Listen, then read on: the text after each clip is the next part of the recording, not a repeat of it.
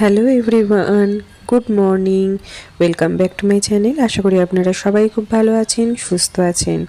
আমার চ্যানেলে সবাইকে অনেক অনেক ওয়েলকাম জানিয়ে আমি আমার আজকের ব্লগটা স্টার্ট করছি। আর এত কাশি হচ্ছে, মানে আমি যে কথা বলবো কথাটাও বলতে পারছি না ঠিকঠাক করে। প্রচণ্ডই কাশিটা রয়েছে, সর্দিটাও রয়েছে। সোমেরও আবার নতুন করে কাশি শুরু হয়েছে। আসলে হঠাৎ করে একটা গরম ভাব পড়ে গেছে। দেখুন এখন বাজে সকাল 7:30 মতন। 7:30 নয়, ও পৌনে 8টা মতন বাজে। এই সময় দুদিন আগে অবধি বারান্দাতে সোয়েটার ছাড়া যাওয়া যেত না, বাট এখন একদমই সোয়েটার লাগছে না, উল্টে গরম লাগছে যেহেতু এই কাজ করছি। আর আজকে আমি করি না কোনোদিনও ঘরের কাজ, আপনাদের জন্য দেখাইনি, কারণ মেড আছে, লোক আসে করে দিয়ে যায়। কিন্তু আজকে মানে কালকেই বলে গেছিলো যে আজকে আসবে না, তো তার জন্যই আর কি ঘরের কাজগুলো করে নিচ্ছি। আর বারান্দাটা ওপেন, তো বারান্দাটা প্রচণ্ডই ধুলো হয়, কোনো কভার করাও কিছু নেই। তো এখানে পায়রাও খুব আসে, রেলিংটা খুব নোংরা হয়, তো ডেলি না ধুয়ে দিলে না খুব নোংরা হয়ে থাকে। আর এই সকালবেলা একবার ঝাড় দিয়ে পরিষ্কার করার পরেও আবার সন্ধেবেলাতে একবার ঝাড় দিয়ে দিলে তাহলে ঠিকঠাক থাকে, না হলে একটু ধুলোই হয়ে যায়। আর এই ডাইনিংয়ের সাথে যেহেতু বারান্দাটা, গরমকাল পড়লে খুলেই রাখতে হয়, তখন ডাইনিংটাও দিনে 2 থেকে 3 বার মুছতেই লাগে। সকালবেলা একবার মুছে দিয়ে যায়, তারপরেও আমাকে দুপুরবেলা খেতে বসার আগে আবার সন্ধেবেলা আর একবার মুছে নিতে হয়। তো যাই হোক, ধুলো ওর ওপেন রাস্তার উপরে যেহেতু ঘর রয়েছে, তো তার জন্য একটু নোংরা হয়। সব ফার্নিচারও প্রচুর ধুলো হয়, মানে একদিন অন্তর না মুছলে প্রচুর ধুলো হয়ে যায়। তো এই যে আমি সুন্দর করে এখন সব মুছে নিলাম, আর এখন ব্রেকফাস্ট নিয়ে চলে এসেছি, এখন খেয়ে নেবো। এখানে বেদানা একটা আধখানা নিয়েছি, আর ব্রেড দিয়ে বাটার। সর্দি আছে তাই কলাটা স্কিপ করলাম। তো খুবই খিদে পেয়েছে, ঘর টরগুলো সব পরিষ্কার করা হয়ে গেছে, আর ব্রেকফাস্টটাও আমি নিয়ে চলে এসেছি। আর এখন আমি খেয়ে নেবো, নিয়ে তারপর আবার বাকি যে রান্নাবান্নার কাজ আছে সেগুলো করব। আর বাসন মাজতে এতটাই দেরিতে আসে যে আমার রান্না করতে অনেকটাই দেরি হয়ে যায়। আর যেদিনকে মাজা টাজা থাকে মোটামুটি সেদিন তাড়াতাড়ি আমি বসিয়ে দিই, আর না হলে একটু দেরি হয়ে যায়। তো চলুন তাহলে, খুব খিদে পেয়েছে, এটা খেয়ে নিই, তারপর আপনাদের সাথে বাকি ব্লগটা শেয়ার করছি। আর এখানে কিছু স্ট্রবেরি নিয়েছিলাম, সেই স্ট্রবেরি সোমকে একটু টিফিনে দিয়েছি, আর মিঠিকে একটু ছাড়িয়ে দিচ্ছি। দুজনেই খুবই খেতে ভালোবাসে। আর এখন ভ্যালেন্টাইন উইক চলছে বলে এখানে শেপটাও দেখুন দিয়েছে, একটা লাভ শেপের মধ্যে স্ট্রবেরিটা দিয়েছে। এটা আমি অনলাইনে পারচেস করেছি। তো সেই আর কি, এগুলো আর কি ওকে ছাড়িয়ে দিয়ে আমিও 2-3টে খেয়ে দেখলাম, বাট স্ট্রবেরিগুলো খুব একটা ভালো ছিল না, একটু কষা টাইপের ছিল, টক ছিল, মিষ্টি ছিল না। কিন্তু এর আগে যখন নিয়েছিলাম মিষ্টি ছিল। তো এগুলো ছাড়িয়ে টাড়িয়ে নিয়ে তারপর এবার রান্নার কাজে লাগবো। এখন বাজে মোটামুটি 11টা। তো এবার রান্না না বসালে সোমকে আবার আনতে যাব, সোমকে আনতে যাবার আবার দেরি হয়ে যাবে। আর এখন মিঠির ব্রেকফাস্ট করাও হয়ে গেছে, মিঠি উঠে পড়েছে। ওর ব্রেকফাস্ট করার পর 1 ঘন্টা বাদে ওকে আমি কোনো না কোনো ফল আমি কেটে দিই। তো আজকে আমি একটু স্ট্রবেরি দিচ্ছি, আর আমি যে ওই আধখানা বেদানা খেয়েছিলাম, আর আধখানা বেদানা ওর জন্য রেখে দিয়েছি, সেটাই ওকে দেবো। আর সোমকে তো আলাদা করে কিছু দিতে হয় না, ওকে টিফিনে 2টো টিফিন দিতে হয়, ছোট টিফিনে ওকে ফলই দিয়ে দিই। আর এখানে আজকে রান্না করব হচ্ছে পেঁয়াজ পাতা, পেঁয়াজ শাক যেটা, সেটাই। এখানে পেঁয়াজ কলিটা পাওয়া যায় না, পেঁয়াজ পাতা। আর এটা পেছনের যে পেঁয়াজের যে পেঁয়াজটা থাকে সেইটাই এখানে কেটে নিয়েছি। তো এটার মধ্যে আর নতুন করে মানে আলাদা করে আর পেঁয়াজ দেওয়ার দরকার পড়ে না। তো এটা আমি প্রথমে ভেবেছিলাম কিভাবে রান্না করব, বাট আমি দেখলাম নর্মালি যেরকম পেঁয়াজ মানে পেঁয়াজগুলি ভাজা আমরা খেয়ে থাকি সেরকম করেই আমি করেছি। এর আগেও 2-3বার করেছি, খুবই টেস্টি খেতে হয়েছে, মানে পেঁয়াজ কলির থেকেও খেতে বেশি ভালো হয়েছে। আর এটা খেলে চুলটাও ভালো থাকে, পেঁয়াজ শাকটা খেলে চুলের আমাদের সবারই মোটামুটি এখানে খুবই চুল উঠছে।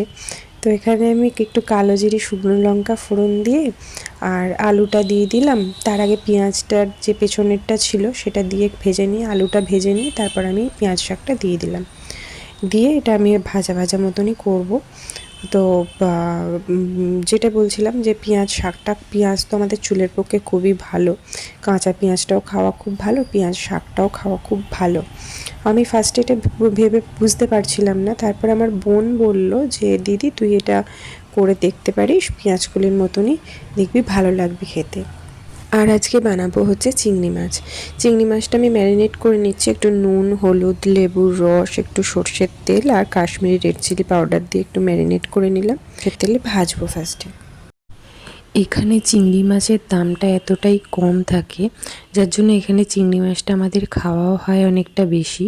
এই যে এত বড় বড় চিংড়ি মাছগুলো আমাদের কলকাতায় হলে এটা প্রায় 600 টাকা করে কেজি নেয়, 500 টাকা 600 টাকা, বাট এখানে 350 400 এরকমই নেয় কেজি, খুব একটা বেশি নেয় না।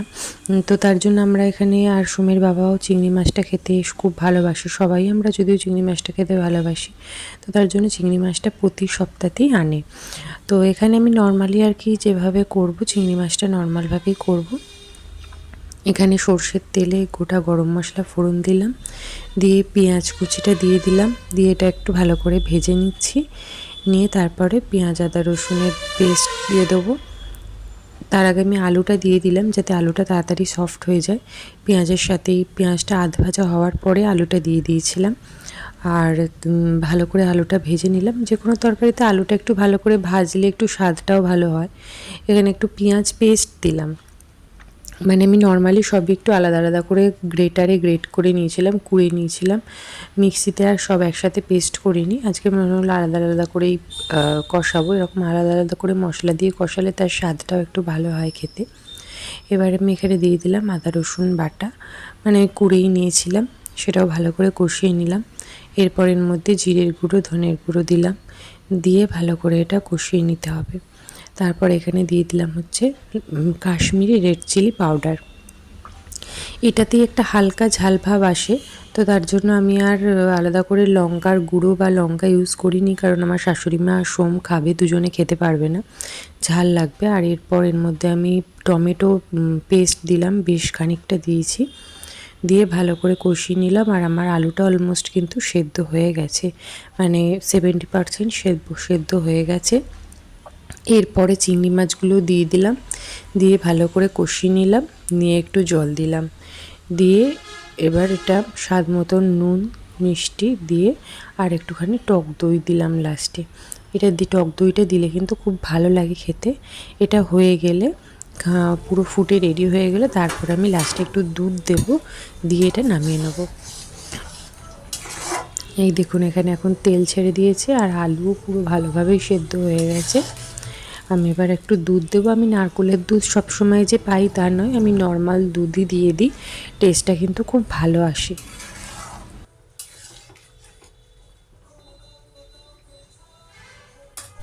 তো ব্যাস আমার চিংড়ি মাছের রেসিপিটাও তৈরি হয়ে গেল। আর এবার খেয়ে নেবো, খাওয়া দাওয়া সেরে তারপরে আপনাদের সাথে বাকি ব্লগটা শেয়ার করছি। এই দেখুন চিংড়ি মাছটা আমার এরকম দেখতে হয়েছে। দুধটা দিয়ে আমি একটুখানি ফুটিয়ে নিয়েছিলাম, আর লাস্টে একটু ঘি দিয়েছি, গরম মশলার গুঁড়ো দিয়েছিলাম। ব্যাস আমার রেডি চিংড়ি মাছ, টেস্টি টেস্টি।